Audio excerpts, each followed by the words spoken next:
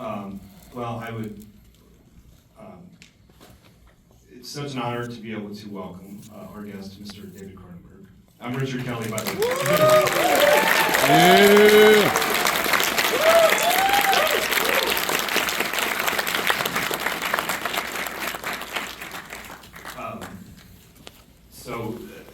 This is, I was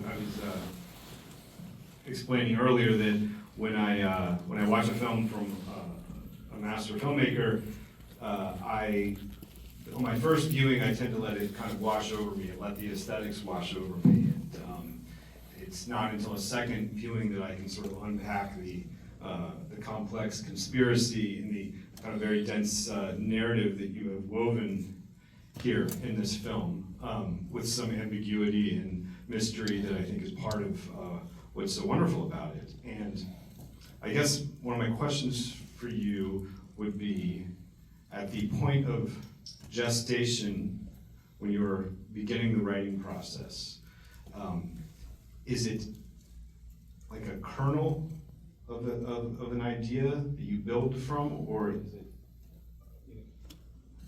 Does my mic go up? Is it an organic, fluid process, or is it very structured? Like, what is your writing process from the gestation point? I'm very undisciplined as a writer, and so I can't really answer that question. But I can tell you that once I had the first line of dialogue, which is "grief is rotting your teeth," I knew that I had the movie right there. But it's always organic. I don't even as when I make a movie, I don't do storyboards or anything like that. It's all intuitive on the set, and it's the same thing when I'm writing. So it's not really, I don't do cards, to indicate where everything's going, because even though, yes, the death of my wife of 43 years was the impetus to deal with this kind of story, once you start to write a screenplay, everything becomes fiction. Your characters take on a life of their own. They start saying things that you didn't expect them to say. They sort of push you around, and you kind of want that because you want them to come alive as their own creatures. So, it's a strange dynamic tension between the reality of your life and the thing that you're creating on film, basically.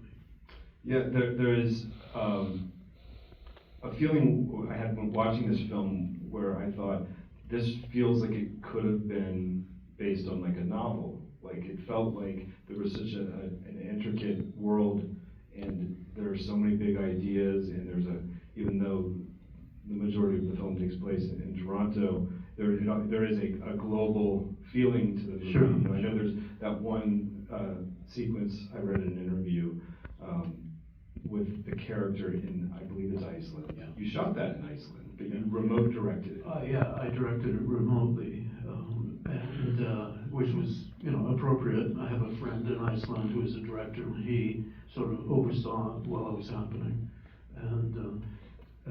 and the actor shot it. As did Diane shoot the scene where she's recording Maury going crazy and threatening to kill himself and all of that. Diane shot that herself on an iPhone. So, yeah, I mean, as you know, I was initially pitched this to Netflix to be a series, and I really thought that every episode, maybe every week, it would take place in a different country, and that Karsh would come in contact with different cultures, with different burials, rituals, different religions, politics, money. In each case, it could be quite interesting and quite different from country to country and so on, while he's trying to establish a sort of empire of cemeteries. Of course, that eventually they decided not to do it, and for all I know, it was because it was going to be too expensive. 8 episodes, 8 cities. That's not cheap. They never quite told me exactly why they didn't want to do it, but I was happy to get the rights back from them and to make this movie based on the 2 episodes that I did write. Yeah. Well, that is a wonderful, happy ending in a business that is filled with heartbreak and filled with roadblocks and detours of all kinds. But if you are able to get ownership back of your creation and bring it to life, I think in a really wonderful way. I was in an earlier Q&A that we did, we were talking about Mulholland Drive and David Lynch and how that started out as like a 3-hour ABC pilot for a TV series that the ABC they hated it, and then he cut it down to 2 hours and they hated it even more, and he got the rights back and went and got money. And it's usually the producer who does that. Yeah. I didn't have the money to do it myself, so it was a producer who had faith in the movie who helped deal with Netflix, and they were quite okay to deal with. It wasn't a problem. Yeah. I noticed Saint Laurent in the credits. Saint Laurent, yeah. Pardon As you can my- probably guess, I am not wearing Saint Laurent at the moment. This is Patagonia. They have not put any money into this movie. Well, but I can can't tell you pronounce it. that Anthony Vaccarella, who's the creative director of Yves Saint Laurent Company, really loves cinema and really wants Saint Laurent to get involved more in filmmaking, not just to supply clothes that are Saint Laurent clothes or fashion, but to make costumes that have nothing to do with the brand. And also they invested in the movie, so I bless them. Saint Laurent, Yves Saint Laurent, the ghost of Yves Saint Laurent is floating around here. You can actually go to, is it Bloomingdale's or Macy's? And there's a Grape Tech with it now. I just can't go to Grove and Grape Tech. It feels like there's a synergy happening. Anyway, the costumes throughout the movie then are mostly supplied then by the fashion. No. No.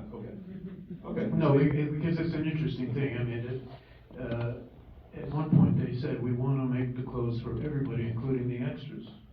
And we said, we don't do clothes for the extras. We actually ask them to bring their own clothes because we can't afford to dress them. And if it's a modern story. And I think it's taken them a while to understand movie making, because movie making costumes are not like high fashion. We do it fast. You have to do it fast. You have to do it quick. You have to clothe people in clothes that are certainly not high fashion. I said, look, Terry is not going to wear Saint Laurent. Karsh could, and Sue Min could, and the Avatar actually wears Saint Laurent. They were really excited to do that. So it's a computer-generated version of this beautiful polka dot scarf that she wears. That's Saint Laurent. You have a lot of longtime collaborators, and one of them is your composer, Howard Shore. How many movies have you collaborated with Howard Shore? Well, we've done 17 movies together. He and I grew up together in Toronto. I was a little older than he is, but not much. We could go on and on about how we got together, but just recently, I was in London. There was an entity called London Soundtrack, and they were doing an homage to Howard. He was there, I was there. It was like a sort of 8 days of Howard's music, not just my movies, but Lord of the Rings, of course, which he won 3 Oscars for, and other movies. And so we got to sit together doing Q&As together and talk about our approach to movie music. And it always was, right from the beginning. I think The Brood was his second movie score, and it was the first movie that I could afford to have an original score composed for it, and that was Howard who did that. So we felt that most movie music, certainly especially at the time, and this is quite a few years ago, is just there to underscore what's already on the screen. So if it's a scary scene, you have scary music. If it's an action scene, you have action music. If it's a romantic scene, you have romantic music. And we felt that music could be like another actor almost, another emotional element. It could be something that was adding a dimension to the scene rather than just emphasizing what's already there.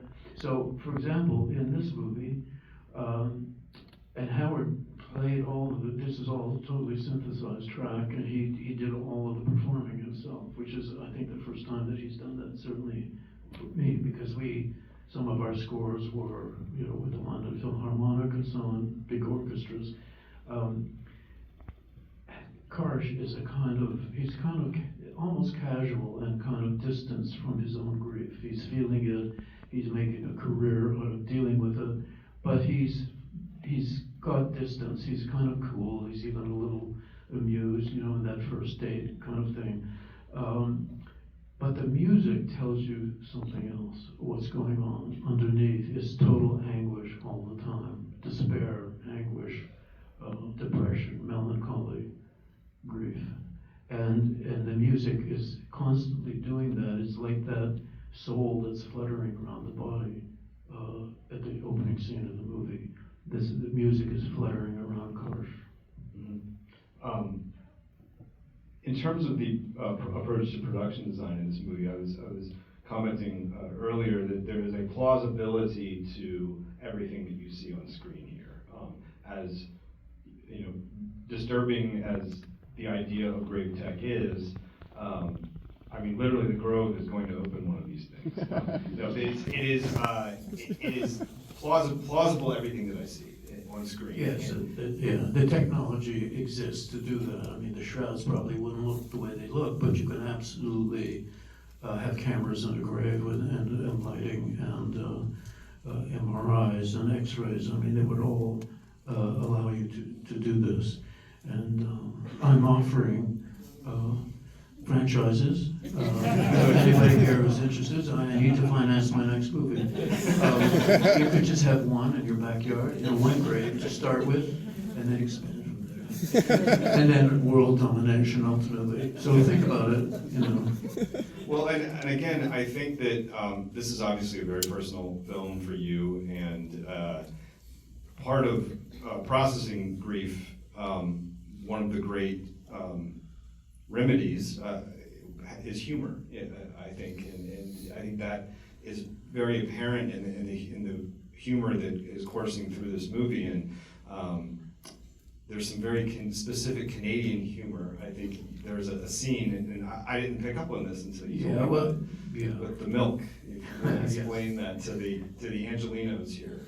Well, this is a very Toronto movie, but not that you would necessarily notice, but when it played in Toronto, there was a lot of laughter and recognition, and one of the things is milk from a bag. When Terry is having cereal, she pours milk from a pitcher that has a bag full of milk. And that's totally Canadian, totally Toronto, and totally not US or anywhere else. So Toronto audiences go crazy with the milk pouring scene. It's easy credit for me. But for us, that was just natural. That is very common in Canada.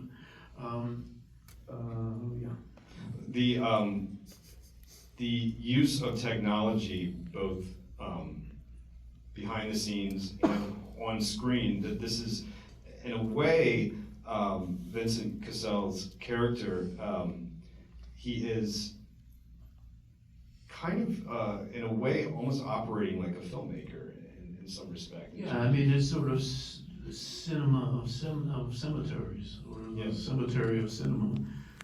He's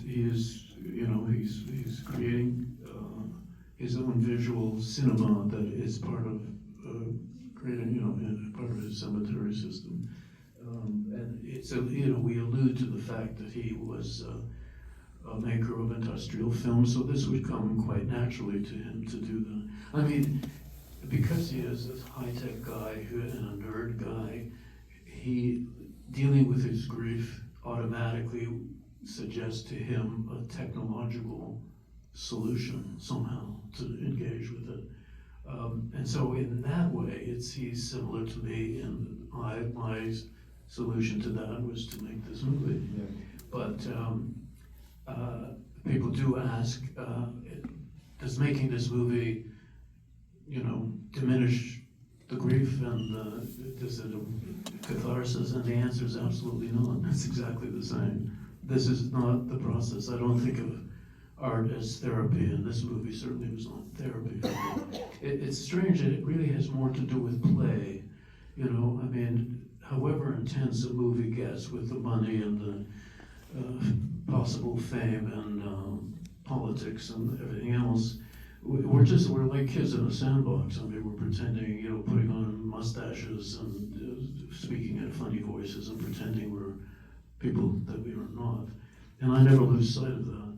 And so if you ask me why I made a movie about grief that is not therapeutic, I could say, well, I'm playing with it, it's a thing that I play with, and it's satisfying for me to do that. It's my creative outlet. It doesn't have to be therapeutic to be of value to me. Well, I think that you are exploring a lot of themes in this movie, in terms of not only the processing of grief, but the intersection of technology and biology, and the one of the mysteries kind of at the core of the movie are these nodes that have grown on a skeleton that it is unclear, it was not clear, I guess, or it's intended to be not clear whether or not those are some sort of supernatural life, something growing beyond death, or if they are just a CGI manipulation as part of the conspiracy. And something like that, I think it speaks to kind of a theme that goes through a lot of your work, is this idea of the body and technology merging, and as we approach the singularity. Sure. Obviously, do you just do an enormous amount of research constantly about technology and about everything that is happening in the world of technology? Yeah, I wouldn't say it's research. It's just it pleases me to read about things, and I've always thought that technology and human beings have gone together for thousands and thousands of years. I mean, there are grave sites that show that there were brain operations happening maybe 3,000 or 4,000 years ago. So we've never accepted the body as it is given to us at birth, not just tattooing and other aspects of dressing a body, but messing around with what we think are imperfections, trying to improve them. That's always been a human thing. And technology has always been part of that. So, in the 1940s and 50s, science fiction, it would be technology from outer space. It was inhuman, it was non-human, it was dangerous, it was threatening. But in fact, it was always clear to me that technology is 100% human. It's a reflection of what we are very directly, an extension of your arm, your voice, your ears. And speaking of that, I'm listening to you with hearing aids that I just bought that incorporate an artificial intelligence chip. So I know what you're all thinking, and I'm not liking it. But also I'm looking at you through eyes that have plastic lenses because I had cataract surgery on my eyes, and so and I'm speaking to you with this microphone. So I am quite bionic, and it is very natural for me, especially creating a character like Harsh. That technology should be just second nature to somebody like that. Well, it's always my hope and my opinion that as an artist, the goal, I think, of any artist, well, I can't speak for everyone, but for me at least, is as I get older, I want to become more efficient, and I spend an enormous amount as I'm writing. I think I've written enough scripts to last me until as long as I am on this planet. But I feel like this is a film made by a very young and vibrant and very efficient mind, and Perhaps not mine. Well, I think so. Listen, Richard, you should just ask ChatGPT to write your script. I want to write a script like Richard Kelly. And it'll write a script for you in no time. You'll get financing. Ask Chat to get you financing, because why not? I can see it's going to happen. You know it's going to happen. Siri, will you pay for my movie, please? Yeah. Siri's a bit of a disappointment, but if there's anybody from Apple here, I want to talk to you about that. Yeah. Apple Intelligence, I'm not so sure, but there are others. Yeah. Well, I commend you for your work in this film. I think it is a very, very bold and very deep and very emotional film. And I know that you said that it isn't therapeutic, but I hope that it is therapeutic for audiences and anyone who's experienced the death of a loved one or a parent or a friend. It's a very emotional film, and it opens this weekend in LA and New York, and it expands next weekend, I think, into more cities. I think you were going to be going to San Francisco and Chicago, and I think I speak for all of us when I can't wait to see the next David Cronenberg film, and hopefully many more, and best of luck. And thank you.